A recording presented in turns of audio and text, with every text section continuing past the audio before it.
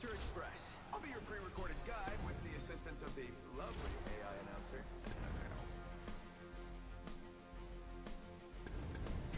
Each choice changes everything. You can call me Bloodhound. In the name of science.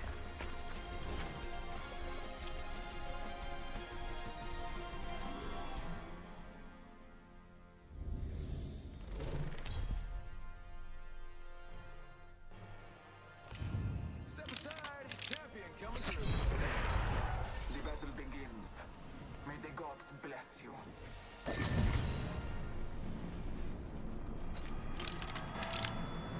Acquired voice strike. Open squad on track.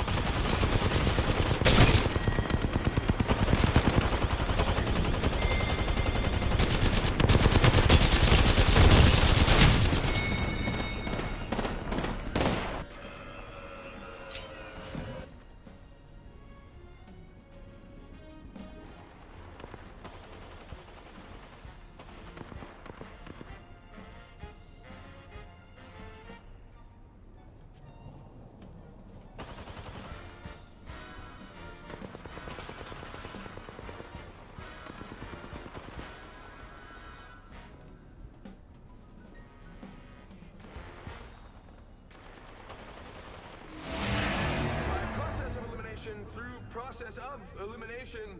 The squad has won this round, I think. Train's moving. Better get on it fast.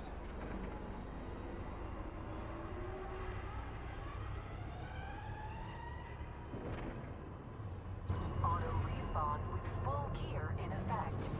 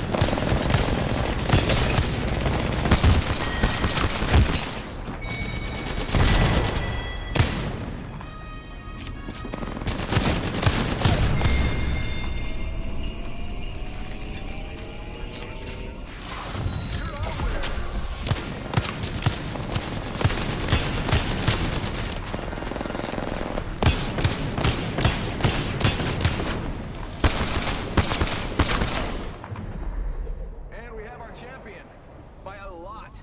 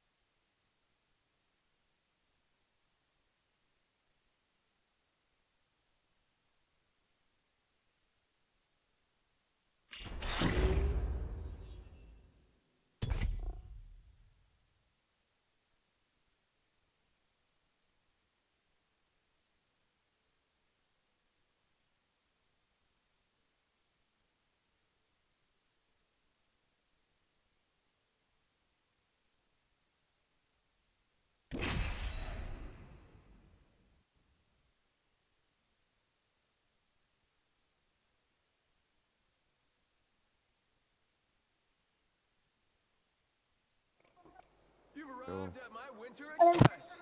I don't know, I can hear you.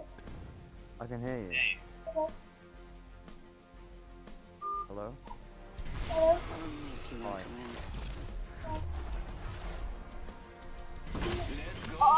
win.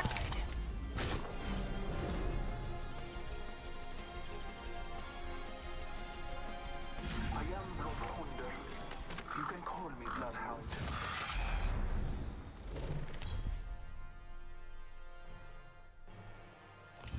And now a word from your champion. What can I say? I love what I do.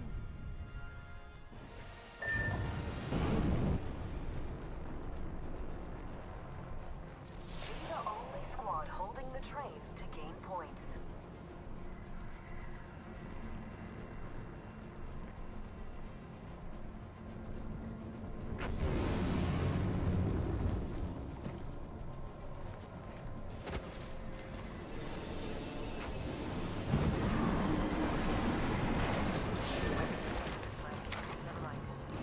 Let's explore.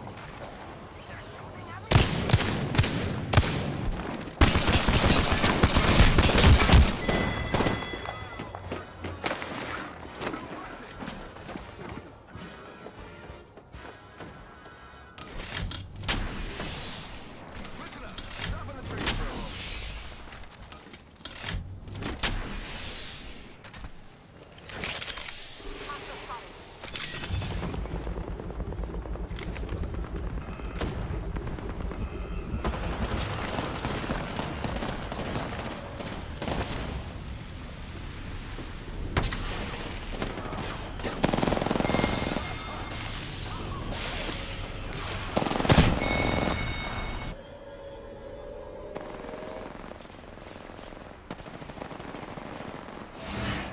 By process of elimination through process of elimination, the squad has won this round, I think.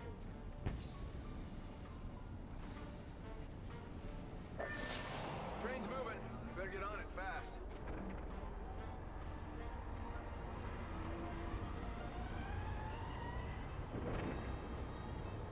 Legend now auto-respawning with full gear.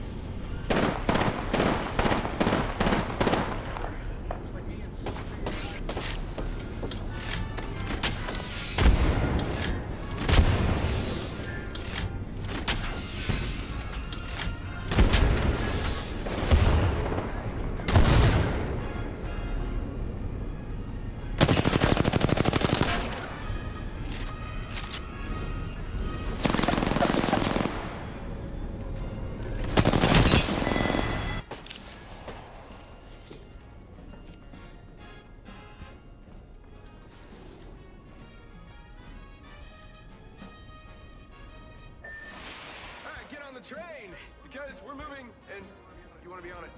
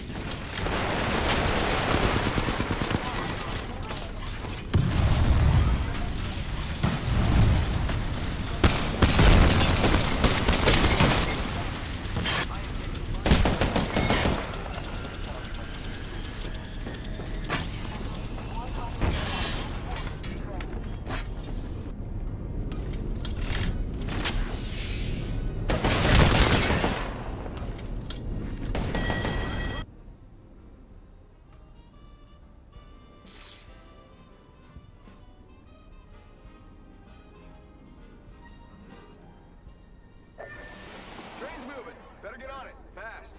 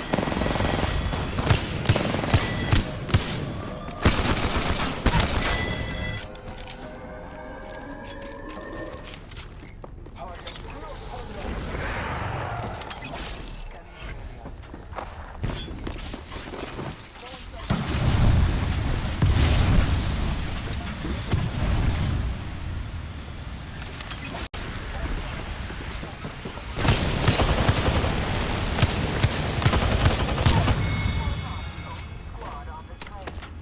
Taking a moment to charge. Squad has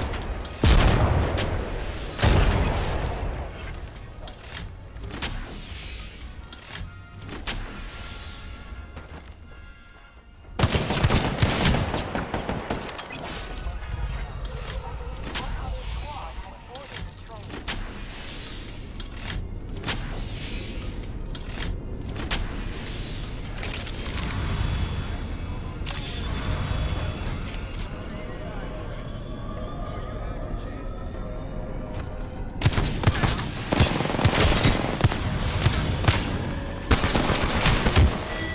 We have a winner.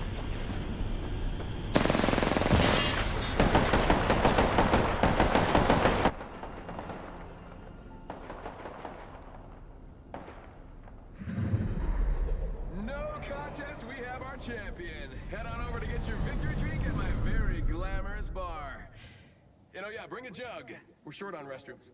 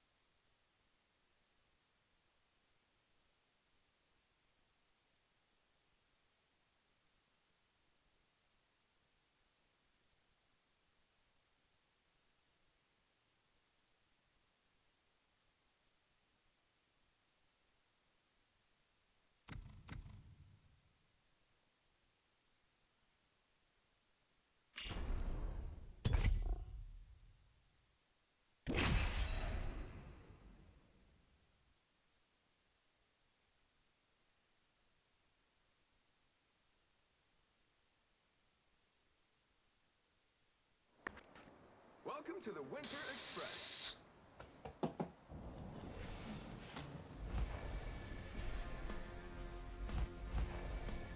This fight will result in death for the weak. So be it. You and I will survive together.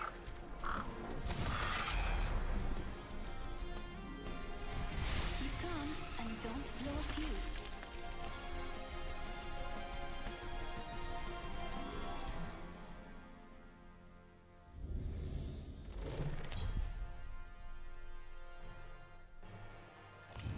Here's your champ. Hopefully it's me. When we meet, I will slaughter.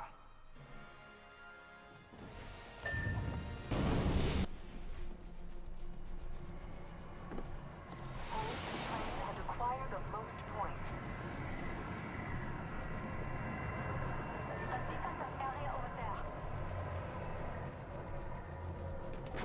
Going to defend this area.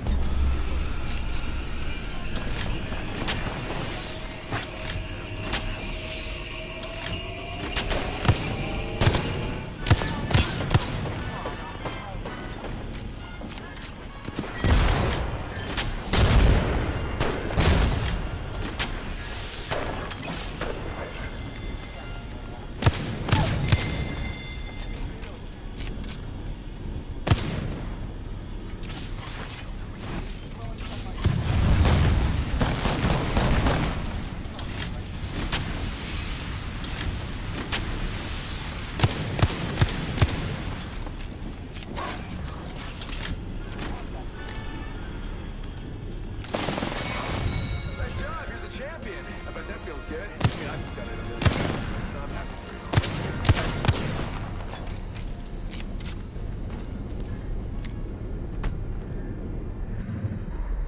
And we have our champion by a lot.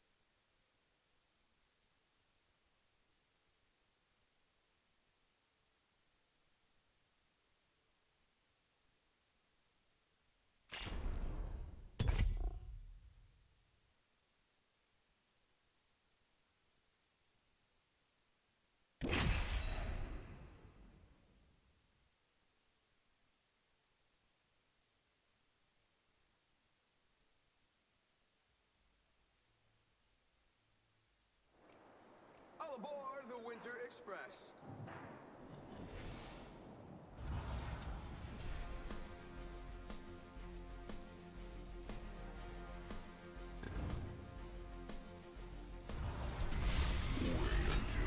I do not care who makes the kill, as long as I can observe it die. Fly fighter. The end is decided. Trust it.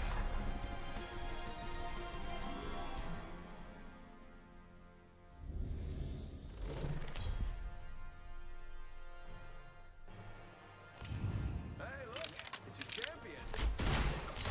I wish all of you could fight tomorrow too, but you'll be dead.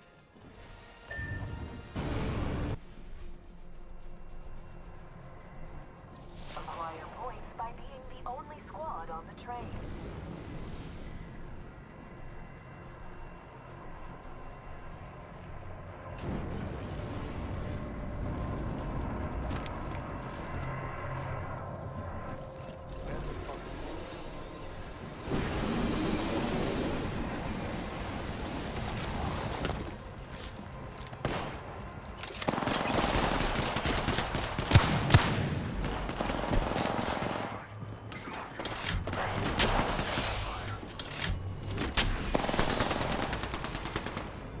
Blood. Wow, it's got dark.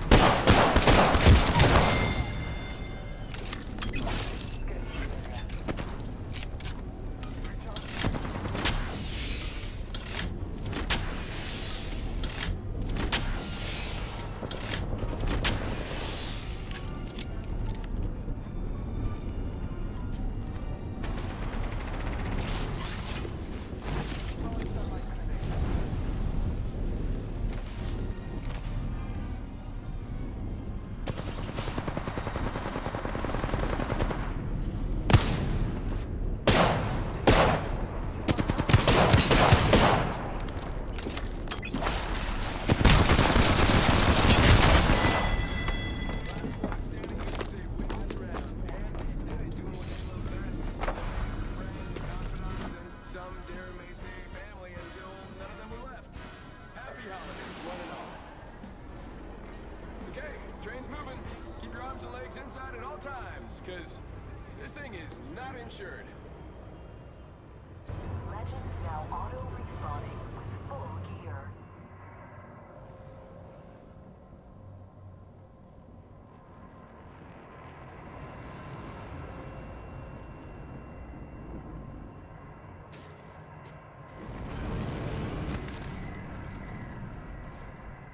Target over there.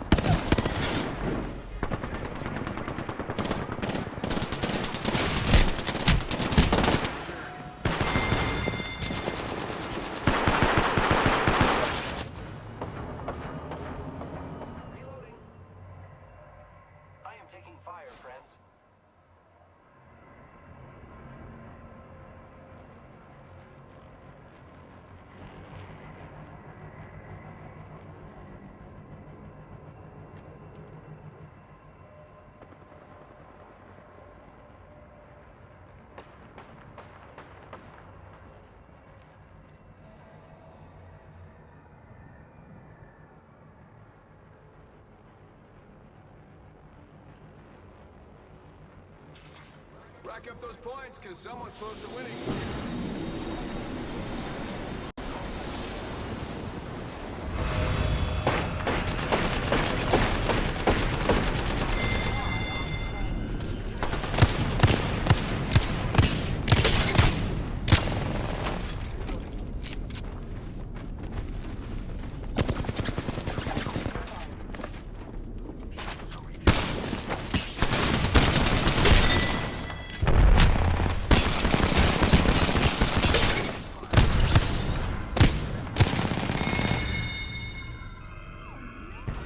At least one other squad has boarded the train.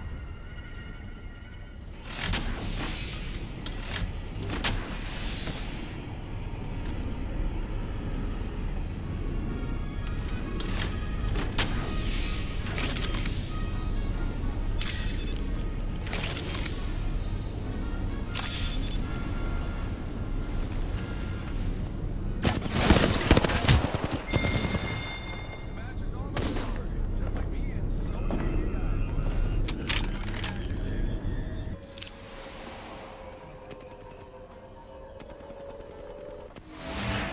By process of elimination, Alright, a squad has won this round, guys, because they killed everybody.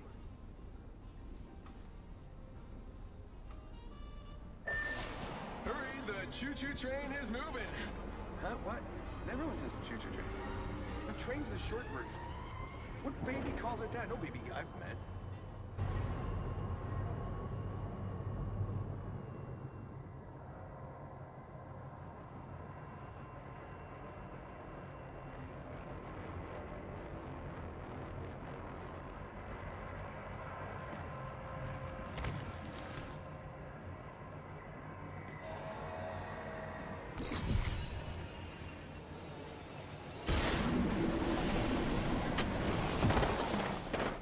Someone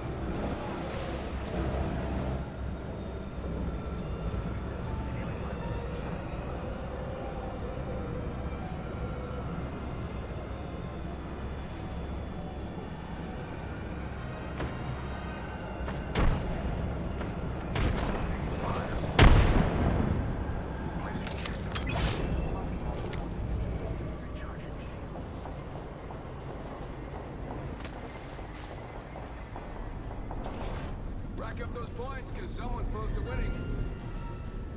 Calling upon Victor.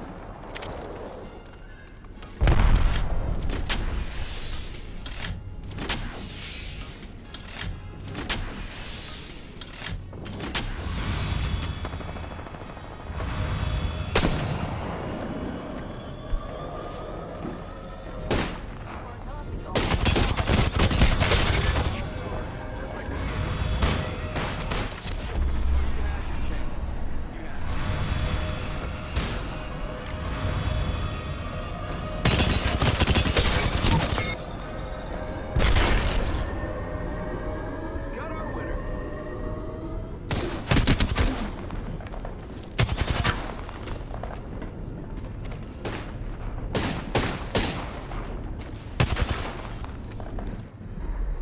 Got our champion.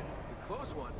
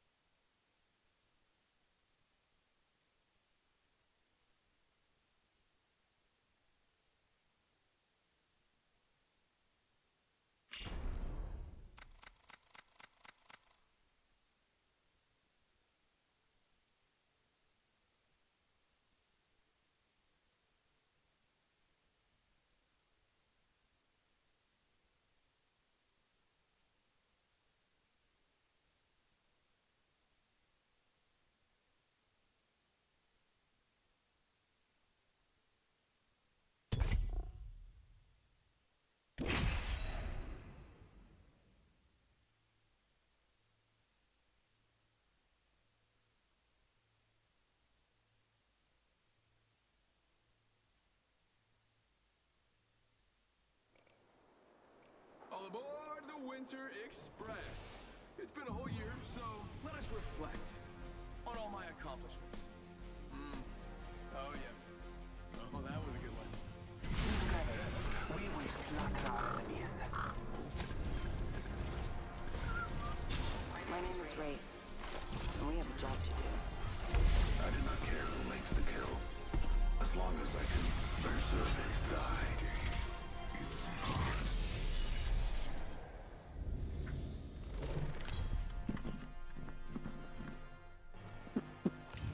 Here's your champ. Hopefully it's me. Have you prepared for your end?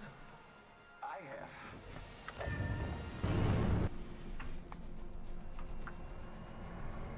Hold the train and acquire the most points.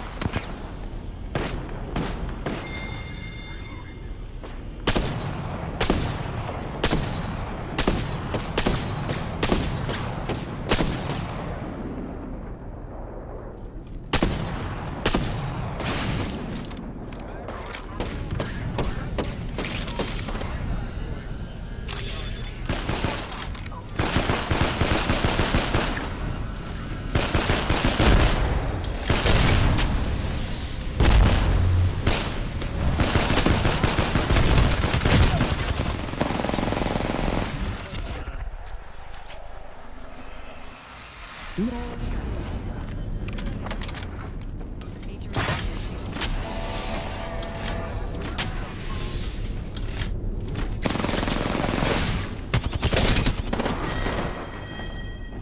This is for posterity, so be honest. Inside at all times, because this thing is not insured. Looks like there's a new kill leader. Auto respawn with full gear in effect.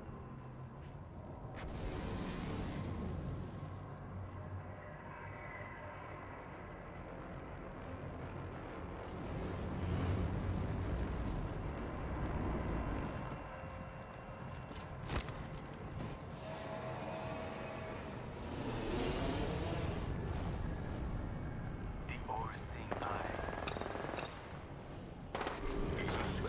Stop it.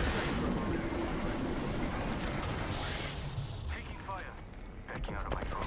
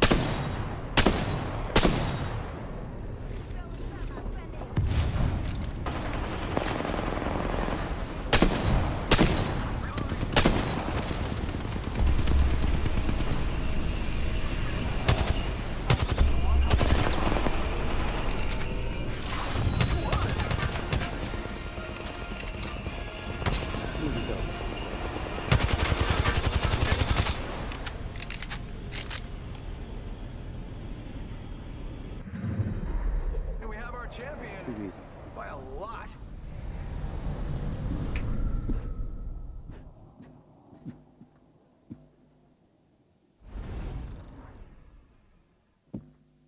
Easy dubs.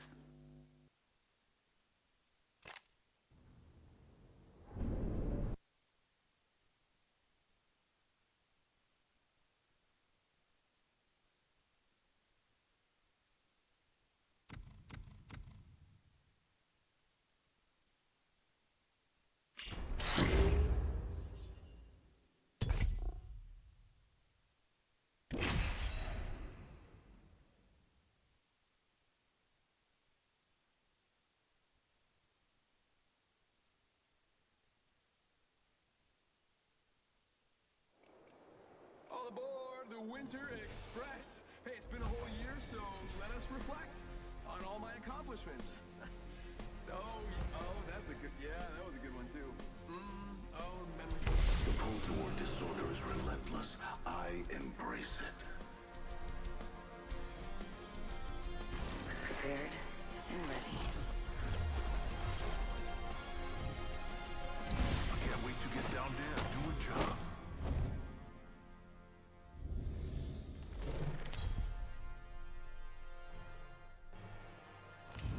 Here's your champ. Hopefully it's me. Hey, brother, watch out! Here I come.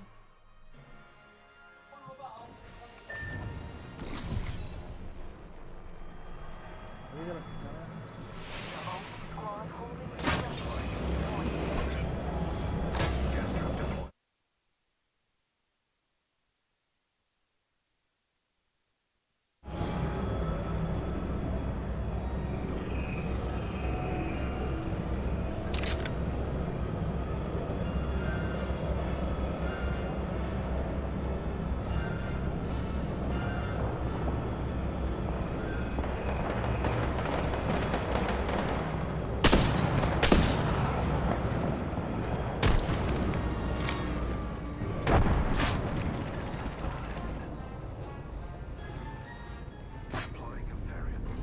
Listen up. Stopping the train for a moment. Check out this way.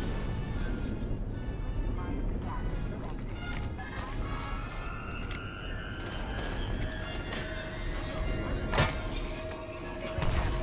You are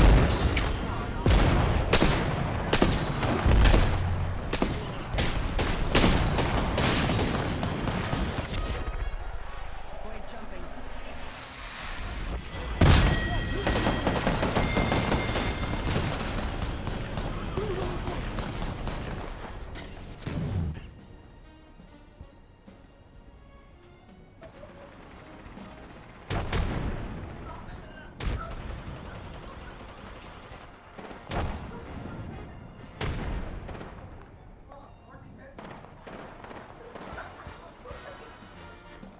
Non, genre. Avoir le billet un peu près non, mais... Non, la prochaine fois, ماشي comme ça, le billet de corps blanc.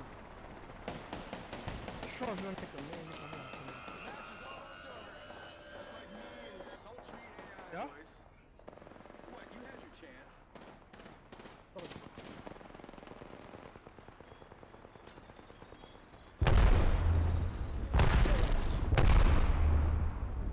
ده ويجي حاجة.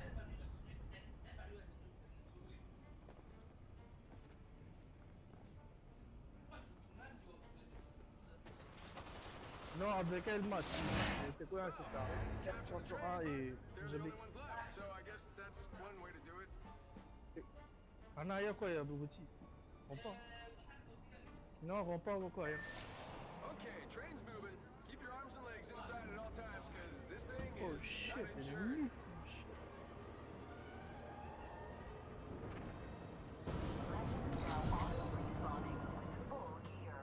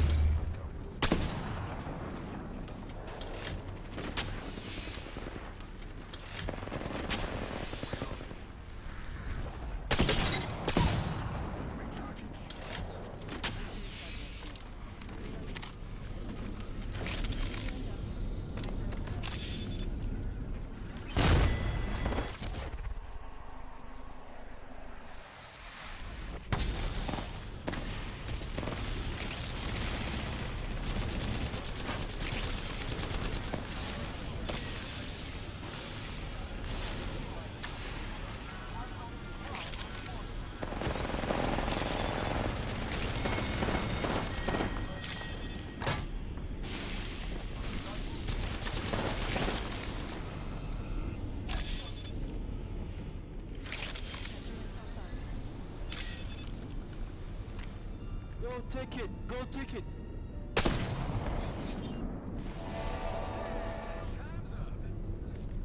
Time's up. Behind you. There's a caustic behind you.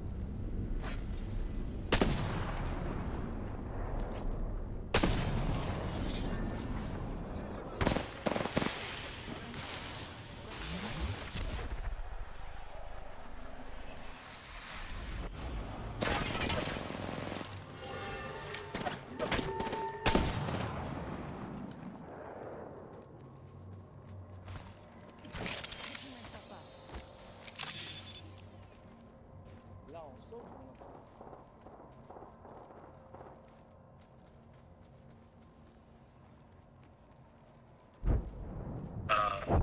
Other thoughts?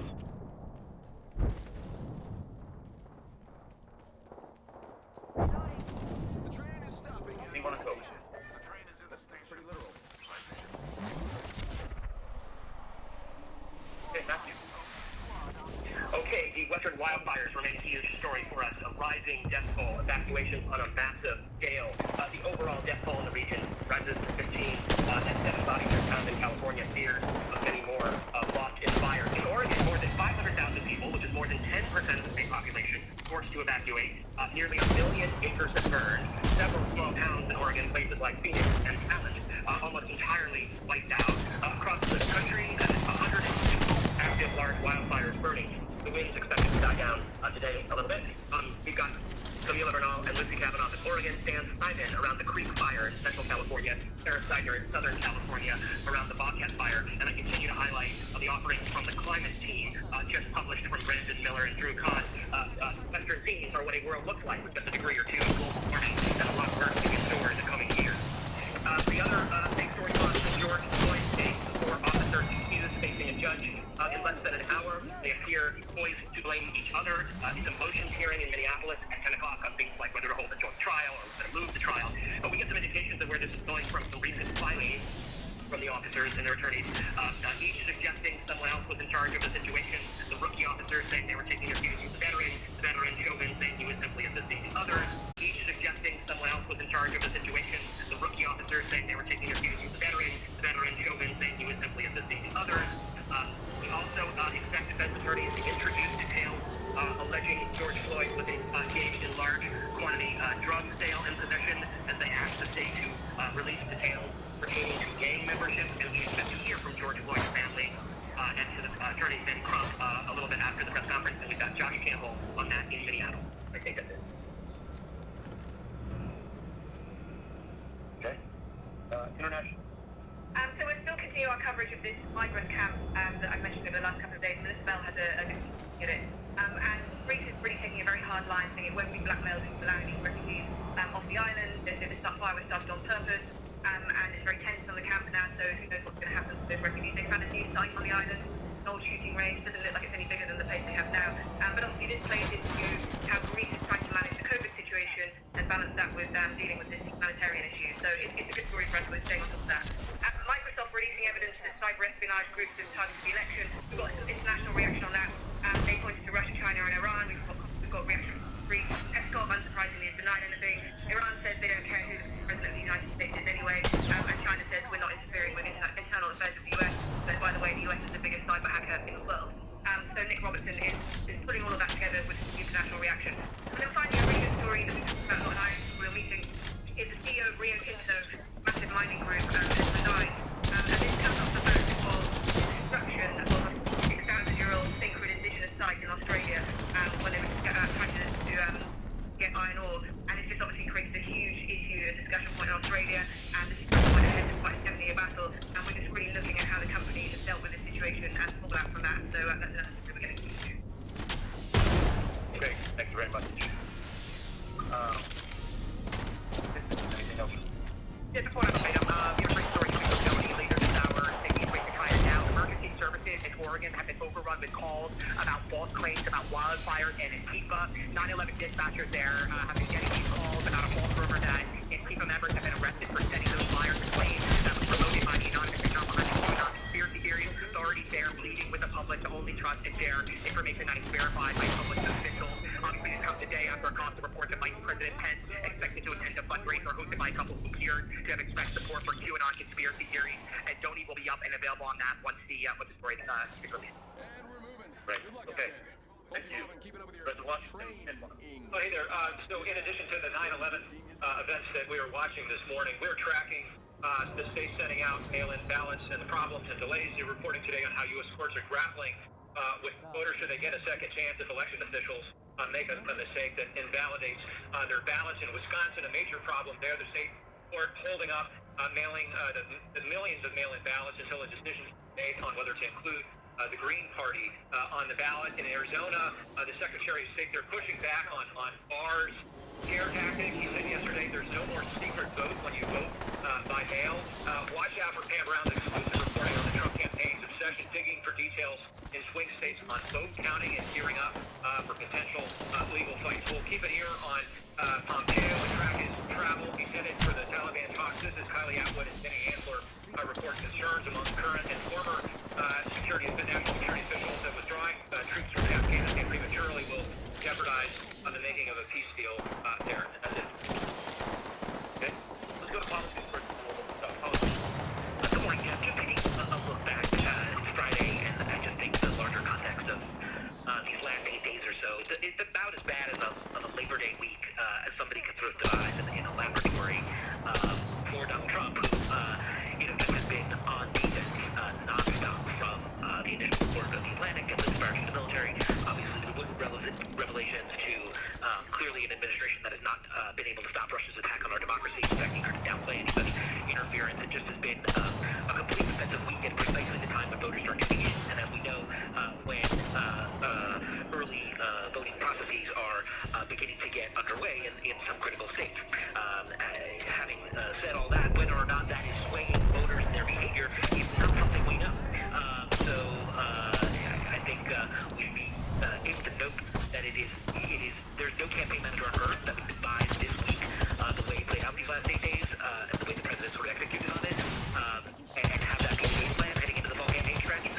But that shouldn't lead us to then think that somehow voters are being completely swayed by it. In fact, Jeff Zeleny, who will have a piece from North Carolina today, has been there throughout the week as a lot of these controversies have occurred. He finds certainly a ton of fired up Democrats over it, but he also is finding a bunch of indifference from Republicans around it as well.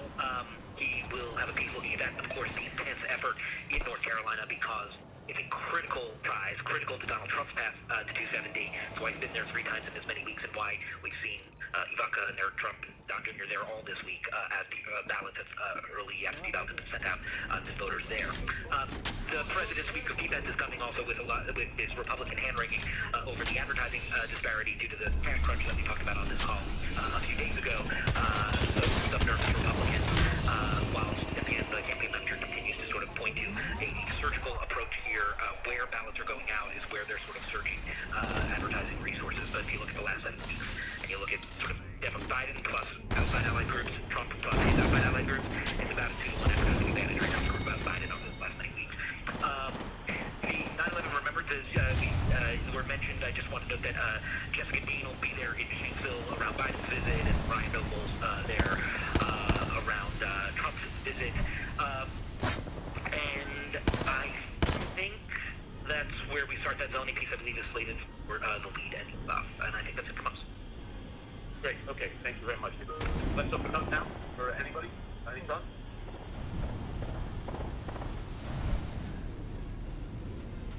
Hey there, it's Rebecca. I know it's hard to get excited about something that didn't happen, but I think the failure of Washington to do another stimulus is really significant, and it's like going to be devastating for people personally and for the businesses they would have spent the money in. So I really just think it's something that really deserves our attention, given how great the need is that we've done such a great job reporting on. It's a really good note. So hard to cover that. Really good note. Other thoughts? Hey Jeff, as I was reading through the comments, Jim Acosta talking to people in the crowd at the rally last night, and obviously seeing all those pictures of no social distancing and very few people with masks on, etc. And the contrast to the football game last night, where lots of masks, people socially, the whole plan in place to is everybody, Andy Reid wearing a face shield on the field. And the NFL, is an example of like if the NFL was running the government, then things would probably be in much better shape than they are.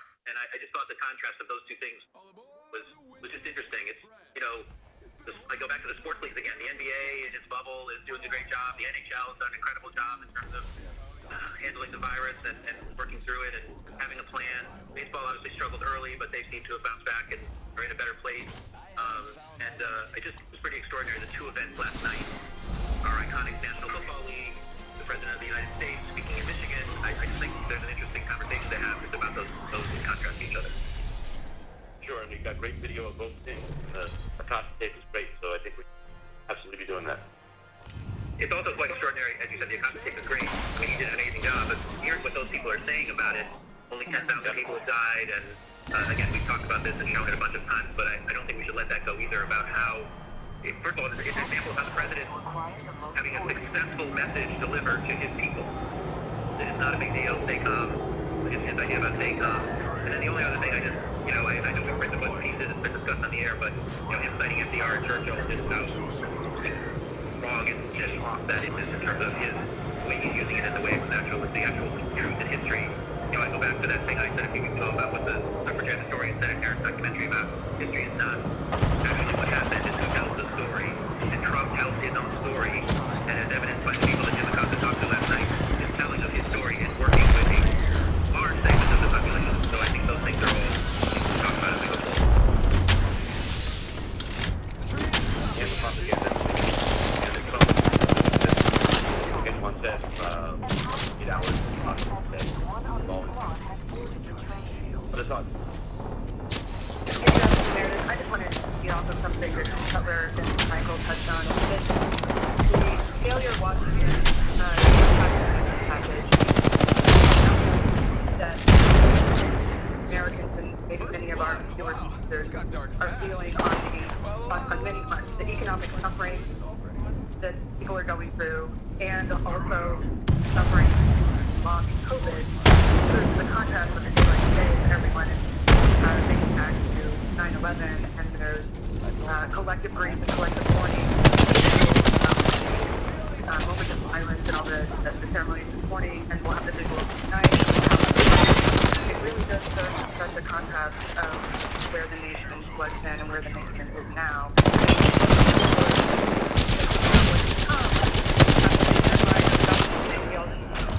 Because there's more to come. There's still stage one. It's just a completely different kind of collective emotion. And possibly numbness because there's no way to share grief. It's a threat that we mentioned before on the call, but I think it's extra poignant and may come to people today on 9/11 in a way that it can't. Yes, I agree. And I think another observation making is how together the country was, how united the country was 19 years ago, this afternoon and tonight, after what happened. And here we are 19 years later, so divided, and frankly, again, not in any way able to intimate or suggest and minimize the number who lost their lives on 9/11. But we were so united around that. Here the numbers are even so much more staggering. We are so divided over the staggering story. And it's even hard to imagine that we would be as united a country should we've been attacked again now, like we were on 9/11, that we would be able to influence that given where we are and how divided we are. Well, we don't even need to imagine.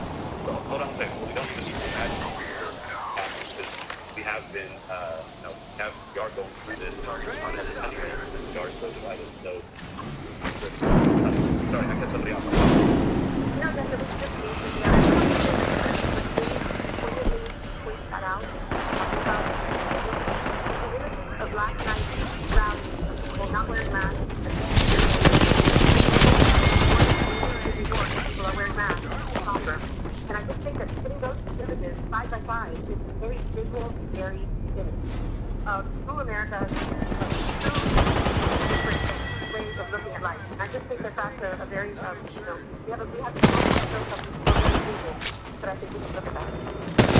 Yeah. So the only thing I want to be careful of today, in any way,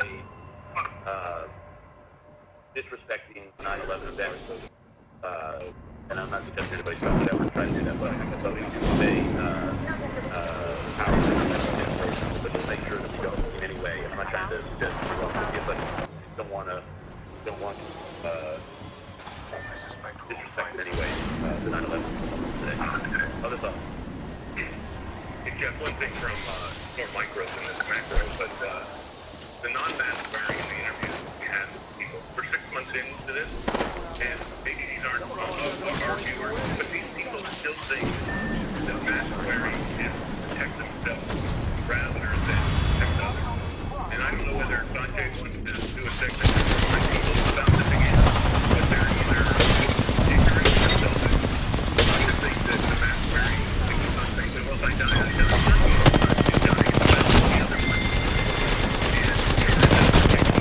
But I think that there's still among non-mask wearers this idea that it's about protecting you rather than reporting about protecting me.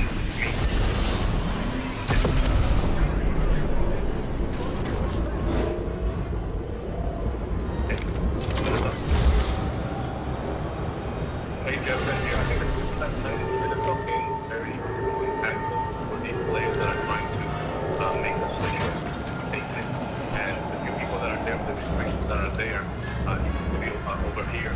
So that would be something that I think a player, bring them on air, it would be in the situation that they're playing under the political atmosphere that the U.S. is sitting under right now. Yep. And it'll also be very interesting to watch how that. Well, there's only one other game this weekend that has fans at it. That's in Jacksonville. So, other thoughts? You know, I think on the political side of things, there might be something to an analysis of profiles in leadership between President Bush and President Trump. That's two Republican leaders who led the country through two national crises. And just how their approaches were different, how their administrations handled things differently, I think that might be something that strikes our audience in a bit of a different way. I think that's a really, really good idea. I think that's a really good idea today. And I'll remind everybody that Garrett Graff wrote 9/11 book, so he's a good voice throughout the day. But I think the comparison of the handling of it is a really good idea. Any other thoughts?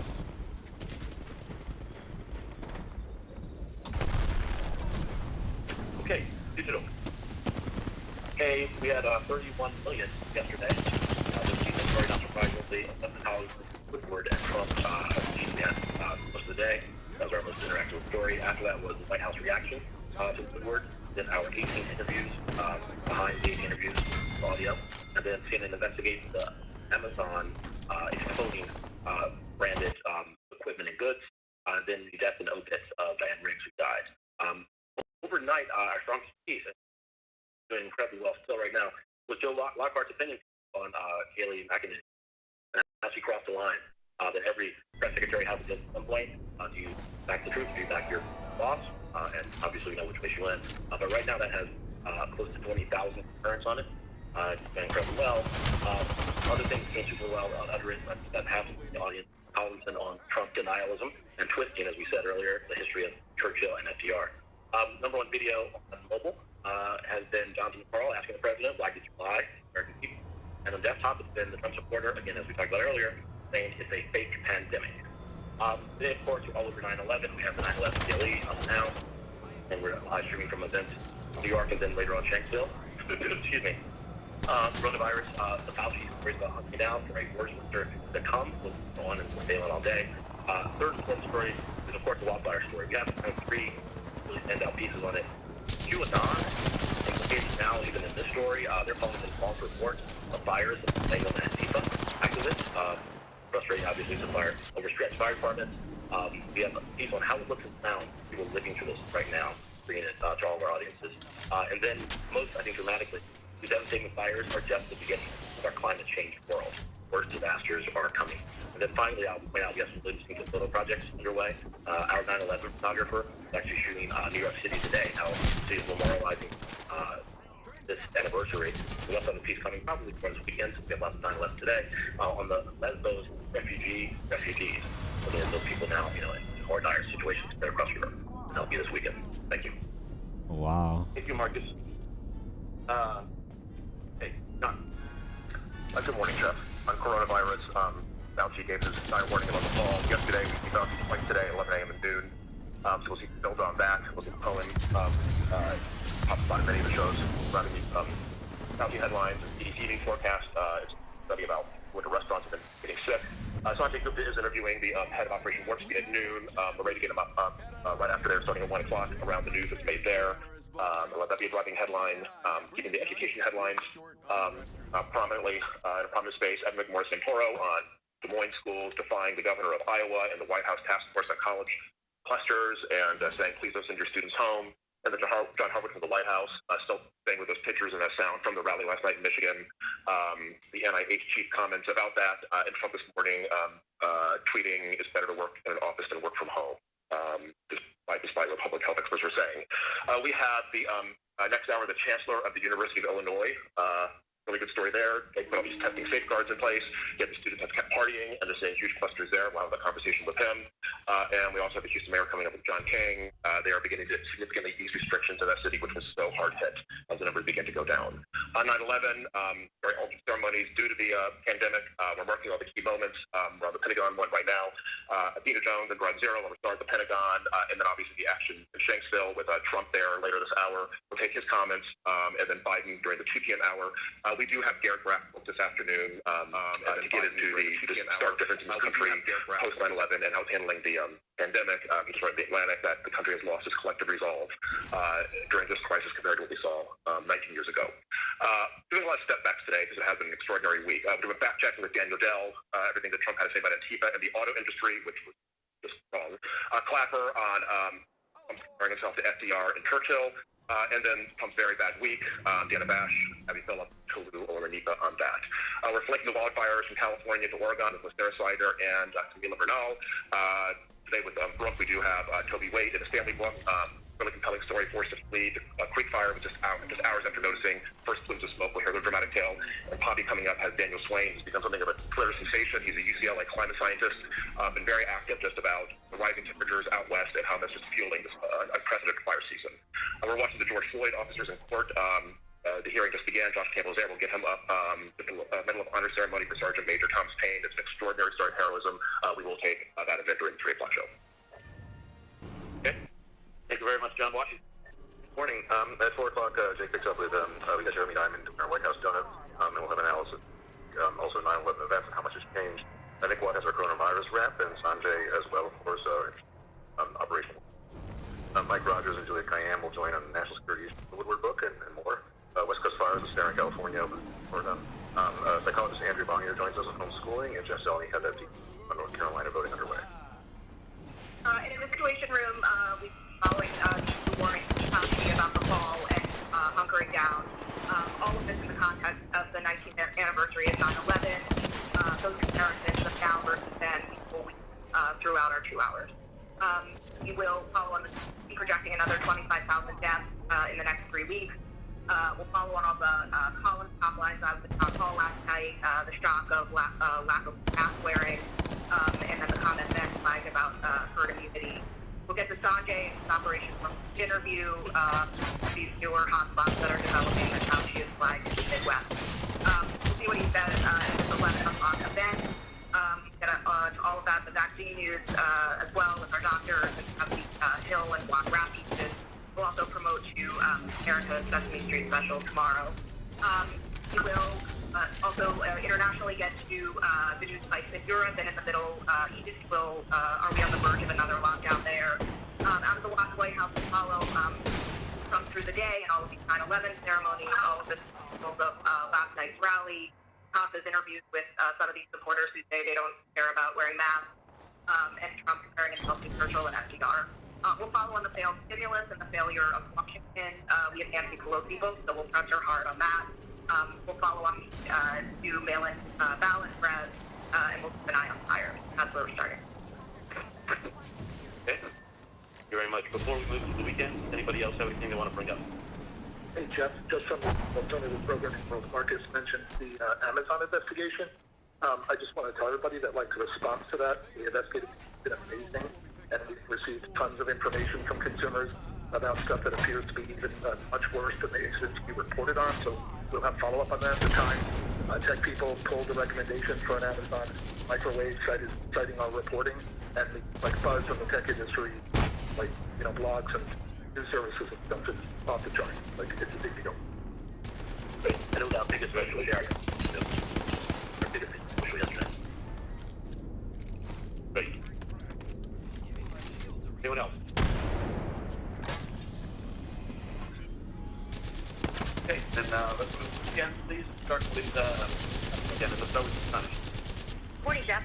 So is the media going easy on Joe Biden? Now, Biden needed to do the Jake Tapper interview. There weren't any softball questions. Not time to handle it well. It's good. So there's a stark difference between the question of Biden during the press event. Biden has been asked when he's angrier, how he's going to spend his record monthly haul. The Atlantic staff writer Edward Isaac Dover next slides about President Trump's soul and a life he. As a journalist, is this helping or hurting Joe Biden? Does it further the narrative that Trump is putting out there? So that's where we're starting. And can firefighters alone win the battle against these massive electric wildfires? And to be eligible for the Best Picture Oscar, should a movie be required to meet diversity standards? We have UCLA professor Gabriel Rossman. He'll say these rules will have little impact. And are we ready for some political football? The NFL has determined that many of the fans are tuning in for political theater, not just a touchdown. Will that be true? Will the fans be there? We have Stephen A. Smith. And that's where we start. Okay. Then as noted tomorrow morning at 10 a.m. following Spanish, our next testing town hall back to hosted by Eric Hill and Sanjay. Lauren, are you on the line? I'm here. We are taking a look. Can you hear me? Yeah, go ahead, sure. Okay, great. So we are taking a look at a school year like no other, and like kids across the country, the 70 characters find themselves in a bunch of different scenarios. Elmo is going to preschool with a mask on. Rosita is staying home and learning virtually. Big Bird is doing a hybrid. So they reflect that, and they'll have a ton of quiz questions from teachers, parents, and kids. We have Sanjay and Dr. Edith Franco Sanchez to handle all the science and personal safety questions. Qualcomm will tackle some of the issues and questions around virtual learning. We have a kindergarten teacher from Jacksonville, Florida, who will handle the in-person questions. And then we have a workshop expert and a child psychologist on the social emotional impact this is having on all kids.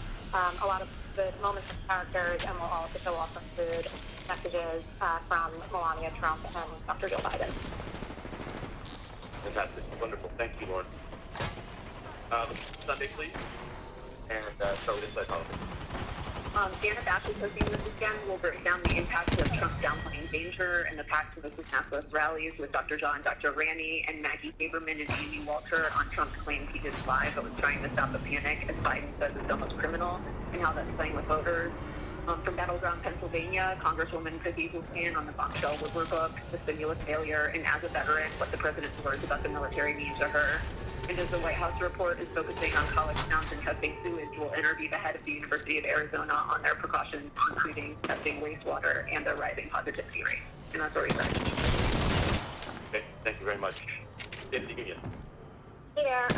We're still working on our main desk meeting for some answers this morning. We're obviously going to be focusing on the Woodward response, COVID. We'll be keeping an eye on the wildfires. We do have Congresswoman Val Demings, so we'll talk to her about the president's law and order message, problematic Florida polling for Biden. She's on Intel, so we'll ask about election interference and the complete inaction of Congress to pass any aid.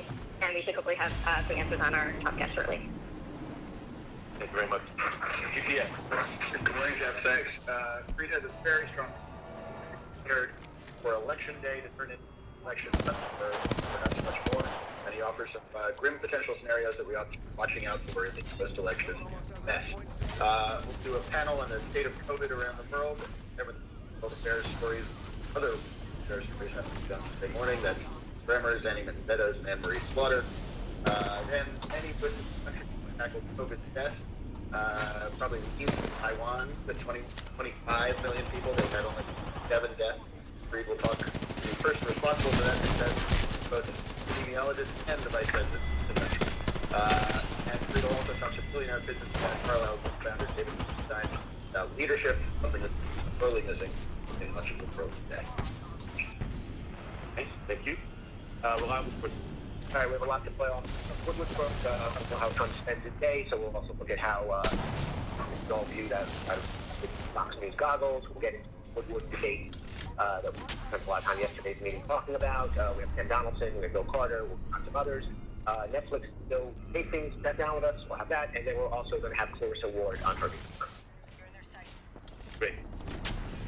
Hey, is there anything else anybody wants to bring up? I had the great fortune of reading Clarissa's book, and I would recommend everyone read it. You'll love it. And I also want to, sorry. Yeah, I also want to make a recommendation about some important weekend reading, actually important everyday reading by our own S.D. Kalita, called Before You Can Fix Your Newsroom, You Need to Fix Your Life. It says there are no easy answers to solve for diversity, equity, and inclusion. It must become a way of life in order to become a way of work. And she gives some suggestions, and it's on the Newman Foundation website. So really, it's a must read. Some great recommendations for the weekend. Let's add one more, and I think Janita would agree. I think everybody who works here and every American should read the book Caste, because it's an astounding, eye-opening book at how, whether or not how divided this country always has been on racial lines, and it's a fascinating way to look at it. Any other thoughts or recommendations? Okay, everybody, thank you very much. Have a great day and a great weekend. Stay safe. Bye-bye.